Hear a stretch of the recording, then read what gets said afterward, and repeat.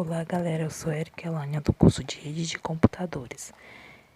Bom, hoje galera eu vim falar um pouco sobre análises para a compra de um PC e dar algumas dicas para você que está a fim de comprar um PC, mas está com dúvida em qual melhor, qual que tem mais qualidade, qual que se torna mais avançado atualmente. Então o vídeo de hoje é sobre basicamente isso.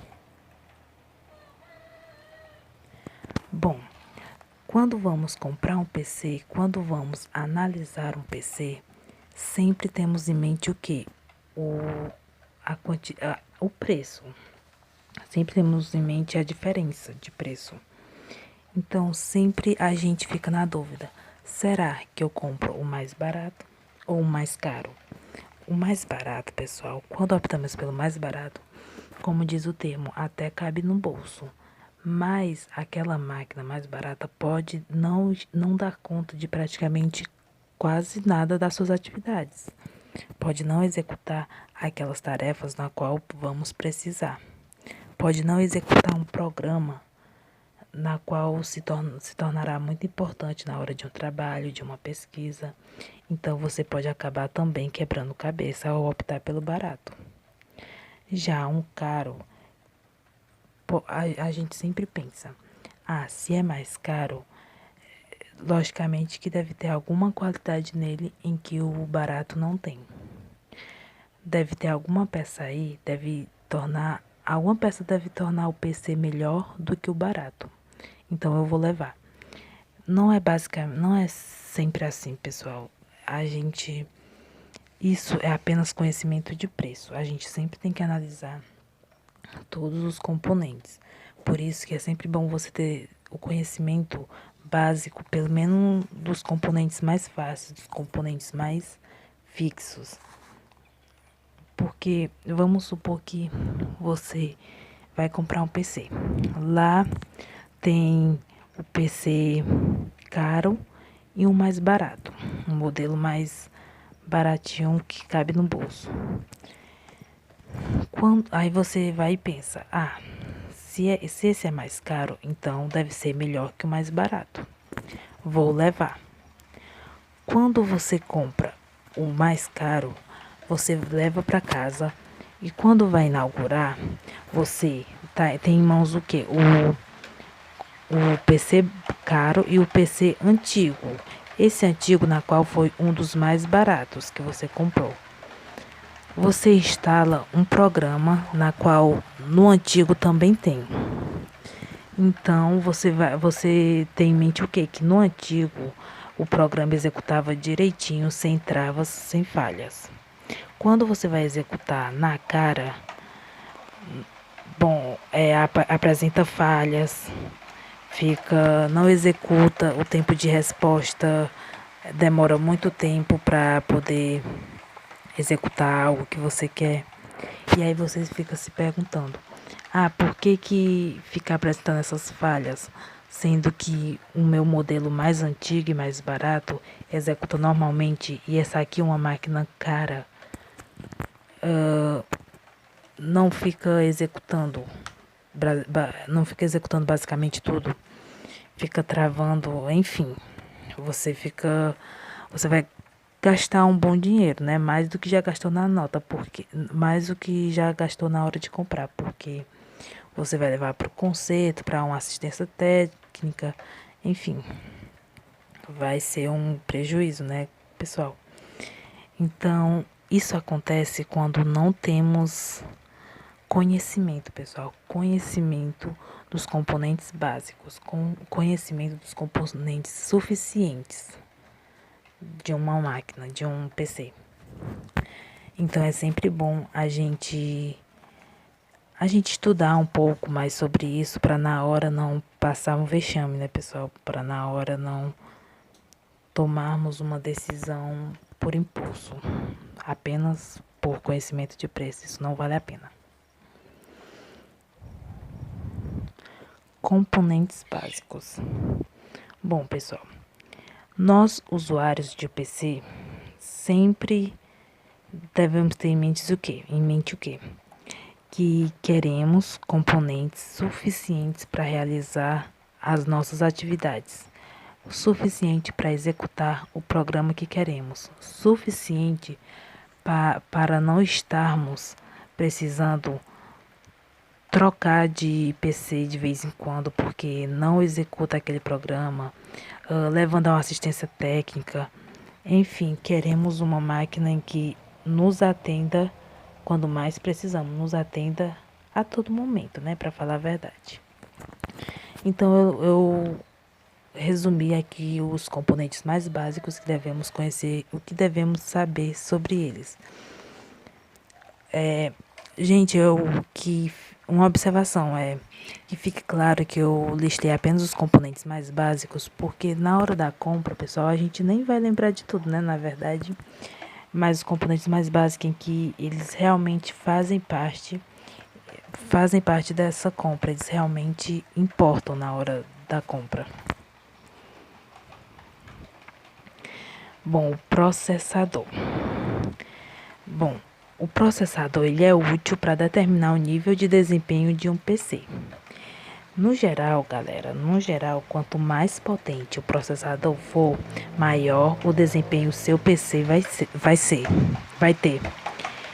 E quando o processador é muito potente, temos em mente o quê? Que eles vão dar conta de praticamente qualquer atividade.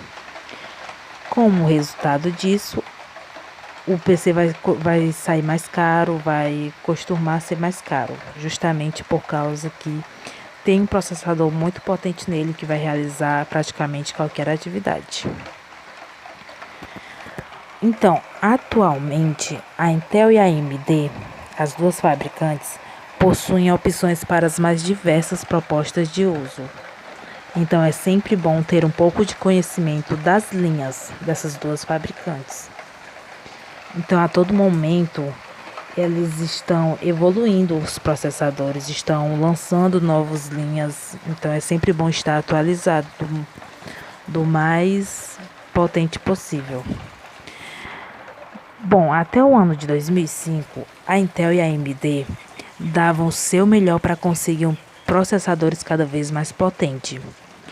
E elas faziam isso, galera, através de ganho de frequência ou velocidade do clock, né, como chamado. Mas elas sempre tinham em mente isso, que a diferença para tornar o processador mais potente é o ganho de frequência, o ganho de velocidade. Então eles sempre se baseavam nisso. Bom, a linha da Intel é a Core i3, Core i5, Core i7 e Core i9. Vou resumir, é o resumo do resumo aqui, pessoal. Porque se formos aprofundarmos mais, a gente vai ver que tem diversas informações sobre eles, sobre essas linhas. Então, eu apenas resumi para ficar mais claro para a gente, né, vai que dar uma lembrada na hora. Então, o Core i3, ele é, bem dizer, o padrão, o processador padrão que já foi o primeiro a ser executado. Então, não tem muito segredo o Core i3. O Core i5, ele chega a ser o mais avançado para jogos, por conta de maior clock, por conta de maior velocidade, de mais potência. O Core i7, ele chega a ser mais caro entre todas as analisadas, porque eles são processadores super potentes com 4 espaços para memória RAM. Já gente, o Core i7 você imagina que seja caro. Imagine aí o Core i9, né, que chega a ser ainda mais avançado que o Core i7. Então, é bastante útil saber essas 4 linhas aí. Esses 4 modelos, perdão. Esses 4 modelos. Bom, antes de citar os da AMD, eu quero deixar bem claro, pessoal, que esses chips são divididos. Esses chips que eu listei aqui, eles são divididos por gerações. Então é sempre bom perguntar qual o modelo mais atual, qual o modelo que está mais em consideração. A AMD. Eu listei a linha Ryzen. a linha Ryzen, pessoal. Tem o Ryzen 3, o Ryzen 5, enfim. A AMD, ela tem diversos chips Ryzen, uns com a letra G no nome. Esses com a letra G no nome, eles trazem gráficos integrados com a arquitetura Vega. Pessoal, uma observação. Esses chips, essa linha Ryzen, ela chega até a ser mais eficiente que os oferecidos pela Intel. Então aí você já sabe, né, que a linha Ryzen é muito mais eficiente que o Core 5, Core 7, Core 9, Core 3. Porque, né, com esses chips integrados, chega até a ser mais útil. Outra diferença da AMD é que o socket da AMD é o mesmo desde a primeira geração, o socket não muda. Essa característica de não mudar permite aos usuários atualizar o computador conforme as novas gerações vão chegando. Então eles sempre vão estar realizando atualizações, sempre. O socket não muda. A memória RAM. Bom, a memória RAM. Em geral, quanto mais o seu computador tem, melhor. Essa é uma observação que eu coloquei porque é no geral mesmo, pessoal.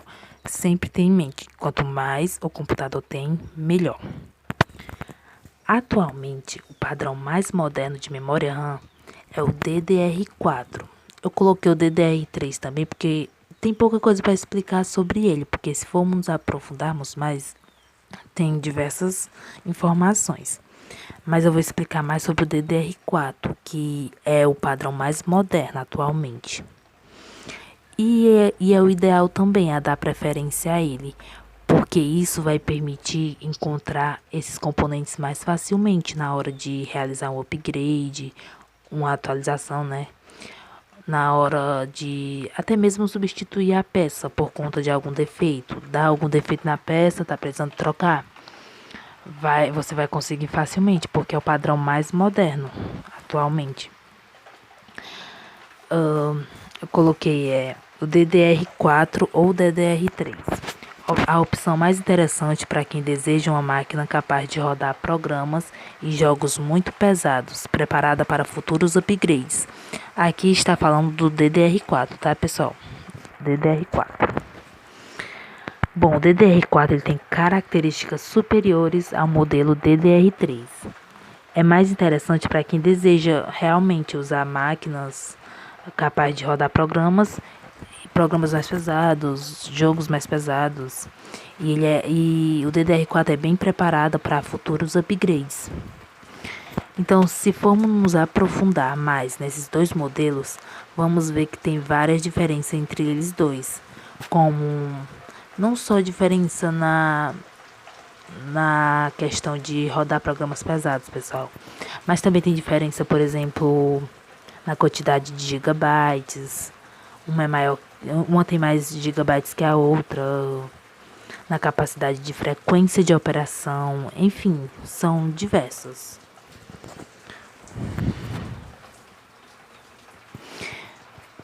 O armazenamento, pessoal. Bom, ao analisarmos um PC, também é interessante o quê? Buscar opções com tecnologias mais recentes de armazenamento. É sempre bom assim, dar preferência aos SSDs, né? Porque máquinas com SSDs, pessoal, elas prometem mais desempenho, 1000 vezes mais desempenho que o HD.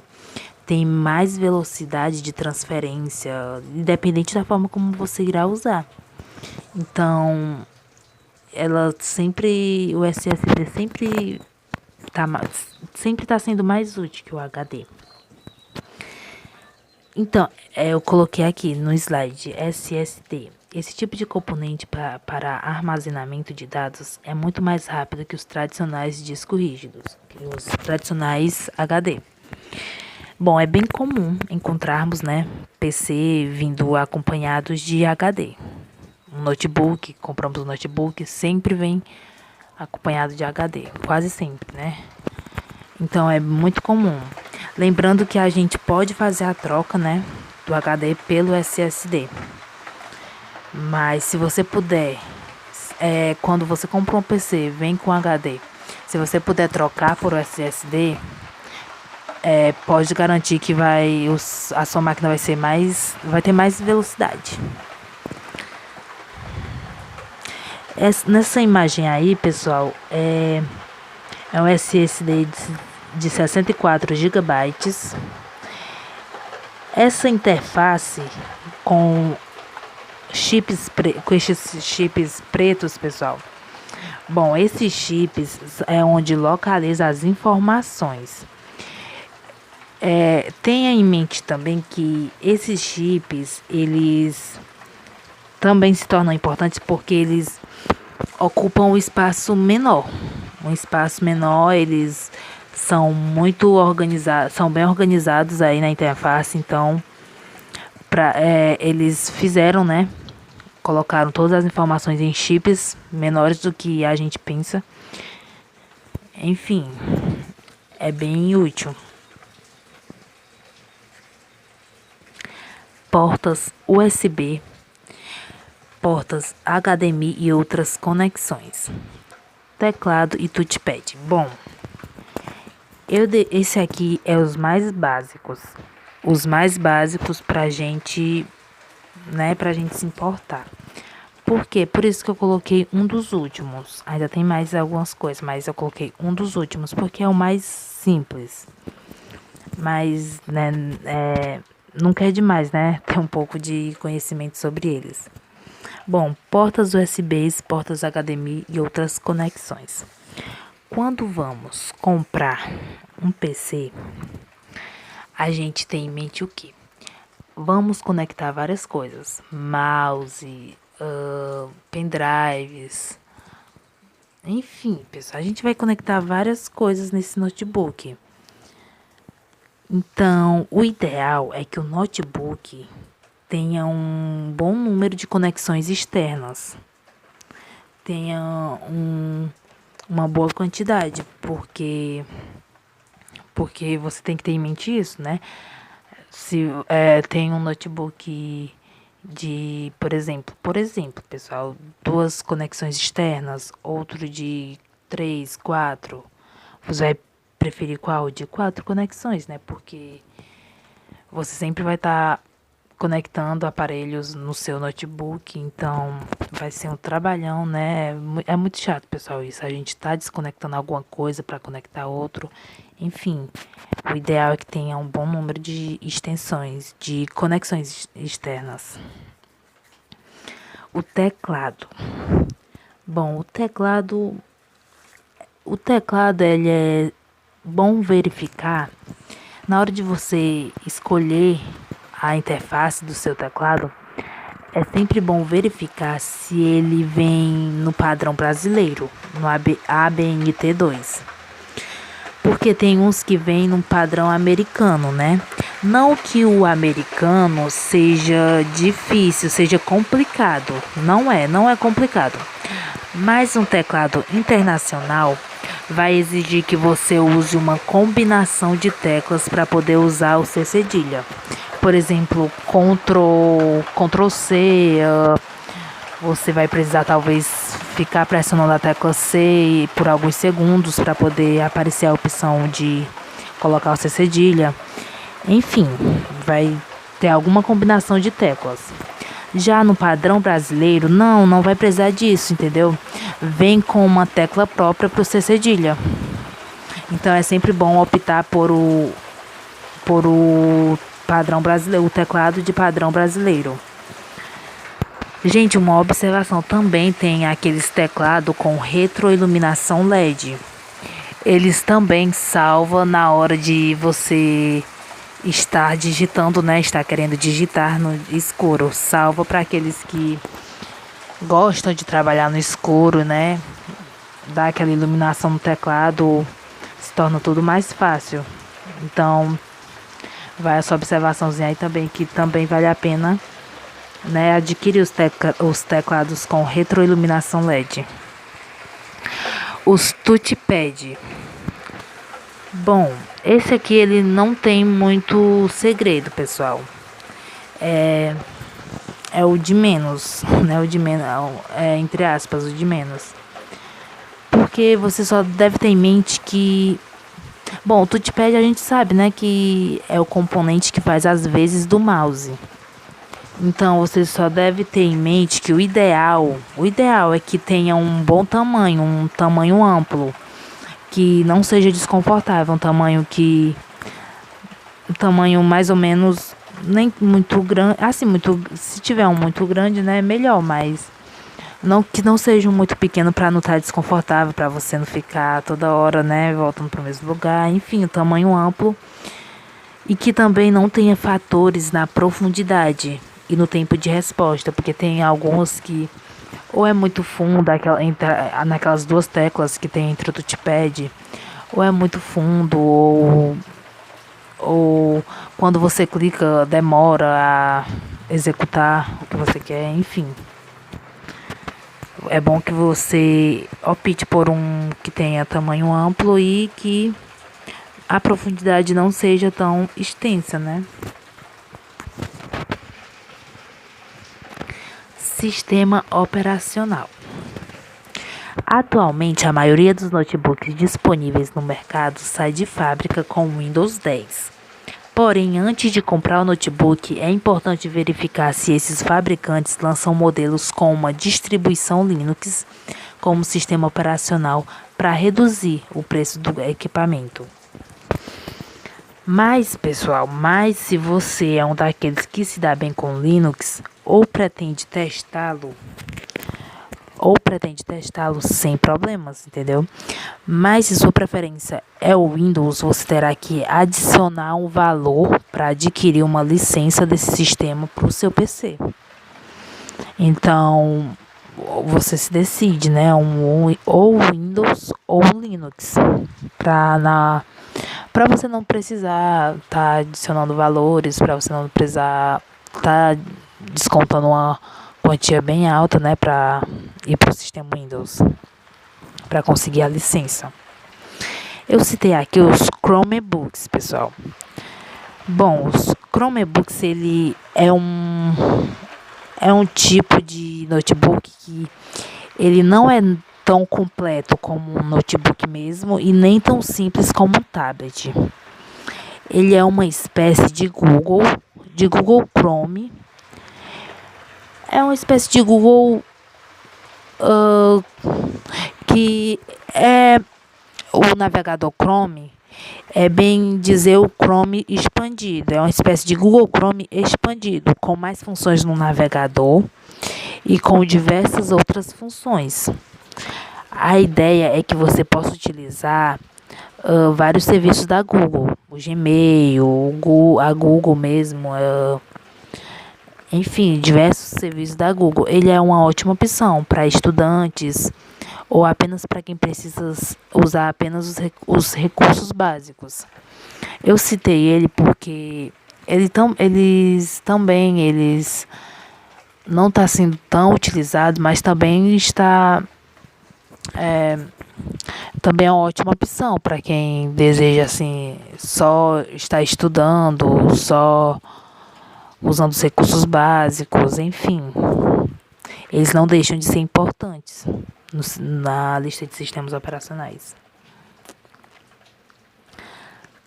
Coloquei também, pessoal, os PC Games. Bom, coloquei essa observação. Os PC Games, ele não é voltado apenas para quem quer jogar, né? Como o próprio nome diz, games, PC Games. Mas ele não é voltado apenas para quem quer jogar, para quem se interessa em jogos.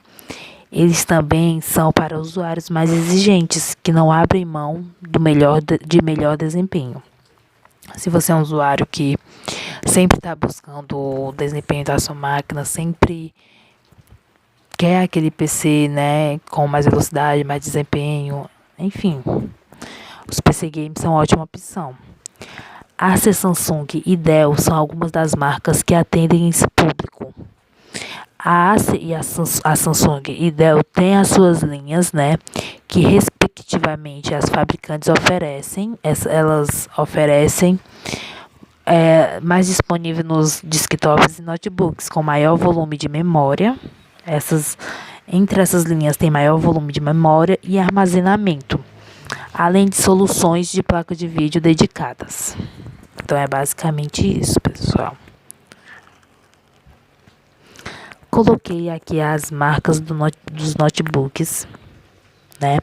Listei, observação, não estão em ordem de qual o mais atual, qual o mais antigo, não estão.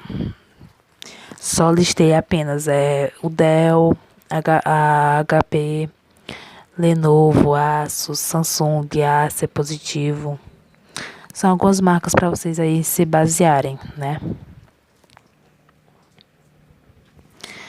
Acompanhado das marcas, eu coloquei o orçamento. Bom, também também não tá na ordem crescente decrescente qual o de menor valor para o alto valor ou o de alto valor para o menor valor, não está. Aí está apenas listado, né? Aí Samsung, Lenovo, Dell, Positivo, Acer, Asus. Só uma observação, que a Samsung, ela está entre um dos menores valores. É uma das marcas com o valor mais baixo, pessoal, porque ela é aquela coisa, né, dedicada mais para estudantes, recursos básicos. Ela não executa programas pesados, jogos pesados, é uma coisa mais básica ali, só para ter uma ideia, assim mesmo.